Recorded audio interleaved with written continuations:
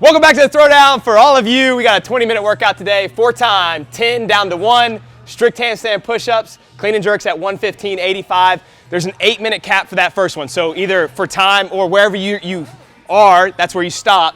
2-minute transition, and then at the 10-minute mark, it's 1 up to 10, kipping handstand push-ups, overhead squats. There's a 20 total minute cap, so 10 minutes for the second part, and it is 2 scores, either time or reps for the first part, and then times or reps for the second part.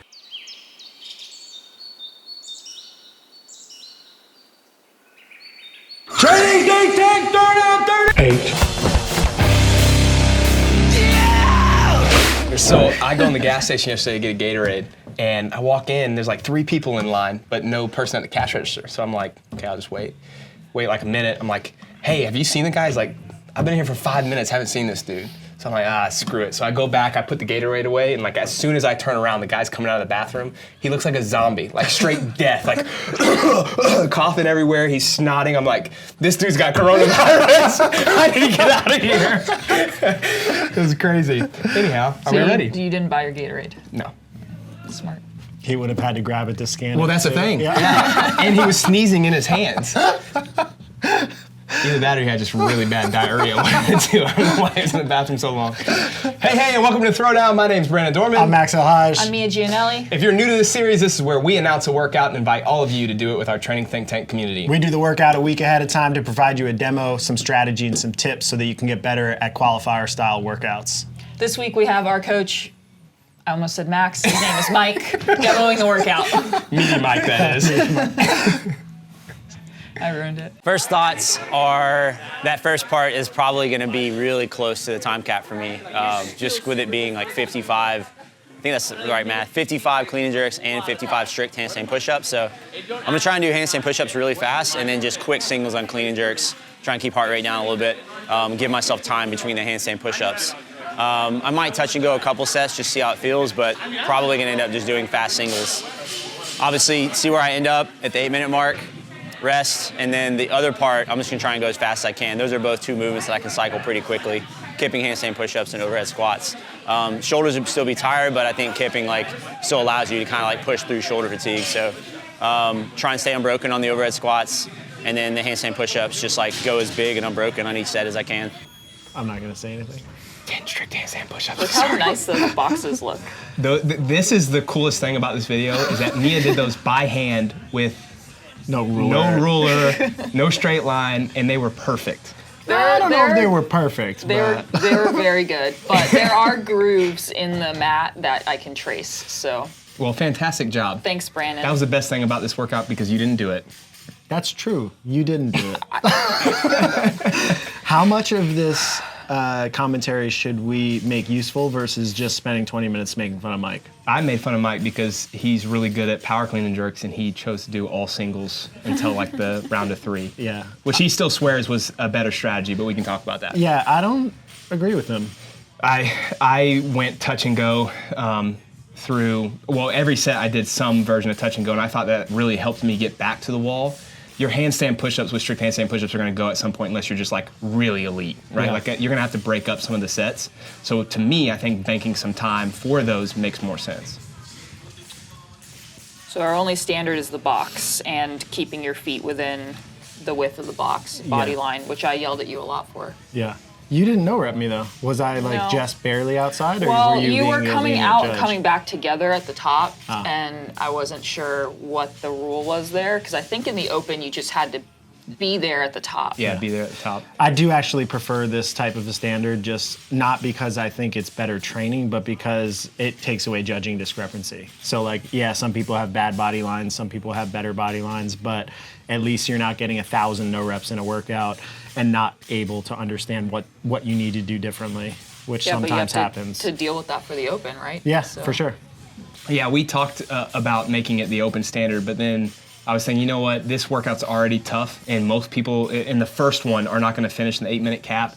Let's make it more straightforward, and also, again, it allows the judges on site to be a little bit more relaxed. Just lock out, make sure your ear's in line with your arm, and then go into the next rep. Yeah, the bulk of this workout for the strict is the 10-9-8. I feel like once you start to get through that, it's a lot easier to think of chunking the sets in 2 or like a small break in between and just getting through it, or even getting back to unbroken sets if you're down in the 5, 4, 3, 2, 1.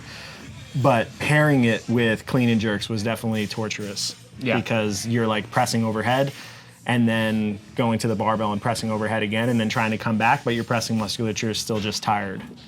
How would you, for somebody, you're not as limited by handstand push-ups, I was. What would you, like if Mike was redoing this, I'm not sure there would be that much strategically to do, but I think for somebody with poor handstand push-ups that broke down, I think touch and going the barbell, like that's what I did, is a better strategy to allow you to get back to the wall, just with more time to rest, because you need it at some point. Yeah, I think the way that Mike would probably look at this, just from talking to him a little bit, would be breaking up even his first set of handstand push-ups. Mike has pretty good handstand push-ups, but maybe there's like a little bit of an endurance limitation after he gets through 20 or 25 in this setting. They start to slow down. It may have been like a 5-5 even on the first set, touch and go some reps on the barbell, and then have a more strict strategy on getting back to the wall, and then like quick 2s all the way through like 8s and then 7s, 6s, and then maybe on the 4, 3, 2, 1 he can go touching or unbroken reps for the handstand push-ups. Yeah, obviously I'm not the best handstand push-ups. I got capped. I got the round of 5 handstand push-ups, and then that was all I got through in the first portion. But I have recently set strategy that I try to stop 1 rep before failure, so I'm never kicking up and actually failing a rep, because that seems to like zap me. And then I look at the clock and try to make sure that I rest only 20 seconds and kick back up. And having that discipline helps me get through like deeper portions of the workout and not get to true failure. So I think having some sort of an awareness of where your handstand push-ups are allows you to race more effectively, because these workouts just get real frustrating. Like you're next to people and you're like, I got more fitness, I want to go, but I can't. Like you kick up and you fail. So figuring out what you're good at. I think a lot of people, like you're standing here resting by feel, but my shoulders were burning almost this whole workout. And I think if I went on feel, I probably would have rested 30, 45 seconds. So having some sort of a strategy for your rest breaks, I think is a good mental strategy for going through a workout like this. Yeah, I'm handstand push-up limited as well, particularly with strict, and I found that I do better not like starting with 2s, because the fatigue's gonna accumulate anyway. So if I do 2s on the first set, it just takes way longer and I still have to break a ton. So I usually go bigger, kind of like AMRAP -1 or 2, and then chip away at what's left, and that usually works better for me. Yeah, I told myself, I was like, I'm gonna go unbroken for as long as I can. So I did 10, came over, I did 5 touch and go clean and jerks, then I think 3, 2, went back to the wall and kicked up, and I was like, I guess I'm breaking this. In my head, I was getting through like the round of 7 unbroken, but it didn't work out that well. But I think this is the opportunity that you have to go unbroken. Way. I told you as you were kicking up, I was like, you should do 2 sets. I didn't listen. No, I really do think this is a time to take some risks. Obviously, you don't want to just blow up on the first set, so don't do that if you're watching, you're about to do this workout. But this is a good opportunity to kind of test where your strict handstand push-ups are at. Everyone's going to be limited. Even an elite male or female that can do 50 strict unbroken in this workout, at some point they're going to get really tough because of the clean and jerk, right? So you're doing double pressing. You're doing 110 presses in the first 8 minutes of this workout if you finish it. Yeah, So Travis only had 2 breaks in his whole workout, which I thought was really impressive. So that means some people might go unbroken, but almost everybody is going to have to break this up. Right. How did Travis do the barbell?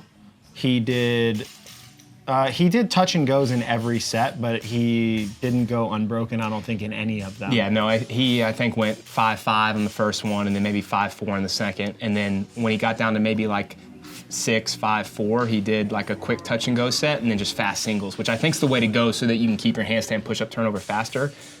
Travis and I did it together, and I was faster on the barbell, but he was way faster on handstand push-ups. I just blew up on the 7s and then had to do some doubles towards the end. What do you think about where his hand is? Oh, yeah, I warned him. outside the line. Well, I don't know. Like it's hard to tell, but Yeah, what's the rule? It's your palm has to be inside the line, and your fingers can go outside of it. Fingers can go outside. That's the way we made it. So basically, like that old regional standard. From I feel like we 2014. should just that's kind of a silly thing. We should just extend it by 4 inches on both sides and just be like, your hands have to be completely inside the box. Yeah, I agree. just be I think easier it to should judge. be. Yeah.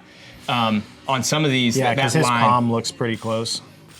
the line got wiped away, and so basically I told him when he got out for this workout, like, hey, make sure your hand was in. And what I noticed though was that as it got sweatier, his hand started sliding the kipping, which you'll see. But for me, I wanted to make sure that he was doing good reps with his body line. I was less worried about his hand. If this was obviously a serious workout, I think we'd probably have to be, I mean, those are What do you mean, man? Serious workout. Throwdown's not serious? So he's finishing, 8-minute cap on this, and he's in the round of 2, right? So he's starting his finishing kick to try to make sure he beats the time cap. And then we'll talk about at the 8-minute mark that we're not going to count any of this, and he's actually lost to me in this throwdown workout. All right, 1 single, and done, 7:51. I feel like Mike set a goal just to beat the time cap and then just beat the time cap. But had he set a goal to go like sub 7 or sub 7:30, it looks like he's got the fitness for it. Yeah, no, he said, there was no like metabolic limitation here. Obviously, this handstand push-up is going to be a limitation for everyone, even someone that's going unbroken. They have to kind of pace those out. So he told me before the workout, I'm going to do all singles. I want to finish just below 8 minutes, which is exactly what he did. So as far as pacing goes, if that's your strategy, that works. But if this was an open workout, finishing in the 8-minute cap is going to be a really good score because not many people will. And everyone that's watching this that's doing it, you'll find that out. It's just really tough. But elite males and females would do this in the 6-minute range. So kind of keep an idea on that. Hey, guys. Yeah, so I feel like the structure of this workout is like you're very limited by what your capacity is on handstand push-ups in the first one. But then in the second one, it's much more of like an actual metabolic race style workout. I mean, your shoulders are not fully recovered when you're doing kipping handstand push-ups, but you can kip through the movement. So if you're at failure, you're okay. And the reps start so small. You're doing 1, 2, 3, 4. So I felt... He followed me with the camera. So go away. So I think most people's strategy is just go unbroken on this workout with quick transitions for as long as you can. And then when you start to feel the accumulated fatigue, whether it's metabolic or your handstand push-ups failing, that's when you start breaking the workout. I don't know if you could pre-plan this one because a lot of it's going to be dependent upon how jacked up your shoulders are when you're doing... Whoa, the design. Look at that What's little that? Infographic popping up. Man, Chris is so talented. So dialed in. Can we commentate on Chris's, Plug the program. The design is our online training program for development of competitive CrossFit. Me and Brandon follow it. I follow it more closely and add volume because I'm an elite athlete. I haven't beat Brandon on a single workout yet, but I'm getting better, so it must work. yeah. All right, 3, 2, 1, 10-minute mark. Kipping handstand push-ups. So the first, and overhead first squats. 1 through 4, 1 through 5 goes really fast. Almost for everyone, they were pretty neck and neck. You can see Deb's flying through this first Deb part. goes full Deb on this part. Yeah, You should probably watch her Full instead. down.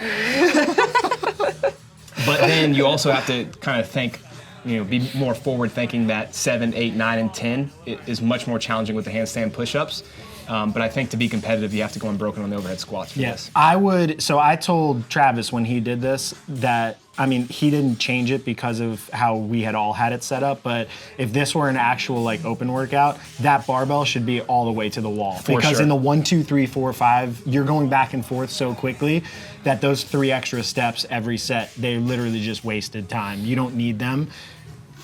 Most people could probably kick up and do a set of 6 pretty easily. That's already the set of 1, the set of 2, and the set of 3 for kipping handstand push-ups and overhead squats. So I feel like a close barbell setup would really help you for this workout. For the first one, probably not, because you can't really transition quick if your handstand push-ups are failing. But for this, you could. I think your setup would be similar for those that were really good at the Diane portion of the open workout that we've seen retested now, whereas the 21:59, the bar is on the wall, so that you're just going back and forth as fast as you can. So wide kip. Yeah. He likes that position. I actually like having my knees more towards my chest. My feet are together, which Mia pointed out is not helpful. I end up getting kicked off the wall, so I did technique work after the workout. I'm so helpful. You are. Amazing. If you didn't blink so much, you'd be perfect. I think this is another place where Mike could have picked up some time. He's trying to be a little more conservative with his shoulders going into the deeper rounds, but his transitions, but the walkover is fine. I think as soon as you get to the bar, though, if you want to be competitive, you got to pick it up and just kind of trust your legs that you can kind of get through the overhead squats. Was he giving you sass there? Yeah, he was saying my traps hurt really bad. My traps were blown up from this. He's complaining about the workout. I'm like, dude, just do it. Go faster. So this is a place where I noticed a lot of people started kicking off the wall, like you were saying, because as you get a little bit more metabolic fatigue, maybe from the overhead squats and the speed of this, the kick changes. So some people were kicking directly into the wall, like they were trying to kip really hard and their feet were hitting before they were extended. That's obviously going to slow you down, and then you have to like really press out, or just you push off the wall. Or someone like you maybe is kicking more straight up or almost back, and that's what's pushing you off the wall, so your feet are never touching the wall. Yeah, it's a weird movement that I feel like you just have to figure out how to build volume and practice doing it fast and under fatigue, because I just don't do that many of them except for when they come up in training, and I feel like this is a skill that you have to practice more than it is like a strength thing, like a strict handstand push-up. And it's very hard to coordinate when your legs are blown up and your arms are blown up from squatting. So I feel like the more practice you can get figuring out the rhythm and the timing, the better they'll be enduring when you have to do bigger sets under fatigue. And I think it's so individualized. Like, I know all movements are, but specifically this one, you know, you'll hear people say, like, you have to be in a tripod, you have to be, like, you're too far from the wall. And I just don't agree with any of that. I think it's so dependent on your body type, and you have to figure out, like, due to your lengths and how far you need to be and where is your best balance point. And where you extend, like I know a lot of people, you can kind of see Deb in the background, she kind of is knee extending her kip, so her heels come to her butt, and then she kicks her knees and kips up. And I watch Alex Smith, and he does something very similar. Then there's a lot of people that keep their legs almost at 90 degrees and bend at the hip and then extend their hips. And I don't think there's a right way or a wrong way. I think it's just navigating what allows you to get that upward momentum and not kick yourself off the wall. Yeah, what I encourage my athletes to do, and what I've actually practiced myself, is changing the positions to see what's most efficient for different types of workouts. So if there was a line standard here, and this is something we talked about during the open, where your feet are struggling to get over that line or your heels are struggling to get over the line, practicing keeping your hands closer together and closer to the wall with a really tight body line obviously is going to allow you to get over. So practicing that in settings like this is worthwhile, or in your training. And then also, like, if there is no standard where it's a box like this, it's going to be a little bit easier if you're farther away from the wall, hands a little bit wider because the range of motion is shorter. So having all of those tools in your toolbox makes a lot of sense. Yeah, watching Mike's kip, he's definitely more of a hip kipper. Yeah, he's like, big feet time. come way away from the wall and he extends with his hips, versus Deb is much more like knee driven, where she's kind of like kicking up. But she's winning. Talking trash for Deb, I like Go it. Deb! What round is he on? Do we know? I haven't been counting. Well, he finishes in about 2.5 minutes, so I would guess that this is like the 7 or the 8. Yeah. But we can count right now. Mia, use What? your exquisite counting technique skills right now. Okay. Show people you can count to at least 10. Blink every time you get 1, 2, 3. These are Come on, Mike, stop resting, man. That's what I was going to say too. Is those are times where he could definitely speed up a little bit. I think he was just being a little bit more conservative than he needed to be. That was a 23-second rest break. I don't end splitting the set in half. This is not me poking fun at Mike. I actually just think his capacity is higher than that, and he's not actually at true failure metabolically or shoulder-wise. But maybe I'm wrong. He did say, Mike, I think you're better than this. no, he's not. He Alright, did that say his was traps are 9. blowing up though. Yeah. So That was 9. 9? Yeah. Okay, so 9 overhead squats, 10 and 10. The other thing, so normally with overhead squats, if I'm trying to squat fast, I bring my hands in narrow. I would not recommend that as much for this workout because the narrow holding position is so similar to the handstand top position that I feel like a wider one kind of distributes force away from whatever the pressing muscles are. So I kind of actually just stayed wide. I stayed in my normal snatch grip the whole time for those. So I agree with that, unless you have a really good shoulder position and you can like lock out hard and kind of keep your scap stable. So for someone like me, my scap has been bothering me, so it's a little bit harder, but I like a narrow grip with handstand push-ups just because I can like press up, but it doesn't get in my shoulders or traps. It's almost more upper back Like stability. upper back holding it up. But you have to have a really good overhead position to be able to. And the to bar's handle got to that. be like behind you with Yes, a close grip. correct. Which is very hard to do. I kind of squat with my butt back anyhow. I'm not getting my knees that far forward, so I think the bar stays pretty far behind me. I would stay narrow grip here as well. Yeah? So Max is All wrong. right, well. I'm fired, I But guess. I didn't do the workout, so. So here's the thing, though, is like, so if you are someone like Mike, that's, you know, Mike's pretty meaty with his upper body and his overhead positions is good but not great. He needs to stay wide because otherwise his traps would just blow up and he would have so much pump where he couldn't do the kipping handstand push-up. Should we call him Meaty Mike from now on? Yeah, I kind of like that. And So- Meaty Mike on his last overhead squat. So if you're jacked, go wide. If you're not jacked like me, go narrow. Well, you didn't do the workout. Yeah, so you don't even know, Mia. You don't know what it feels like. Everyone thinks I'm a slacker because every week, but there's a reason. 7:38 finish for Mike. Deb already finished. Look at Deb laying on. That was good. It was just what I expected. Super heavy on the shoulders. So I finished both, which was, I wouldn't say beyond my expectation. I thought the first one would be harder to finish, but I got it done pretty well under the cap. I saved a little for the next part too, trying to get like a better combined score. The first part though, like I went all singles on clean and jerks. I think I touch and go like maybe the 4, 3, and the 2. But the rest really, I was doing singles to basically space out my time between handstand push-ups because they just got really hard. I opened with the 10 and the 9 unbroken.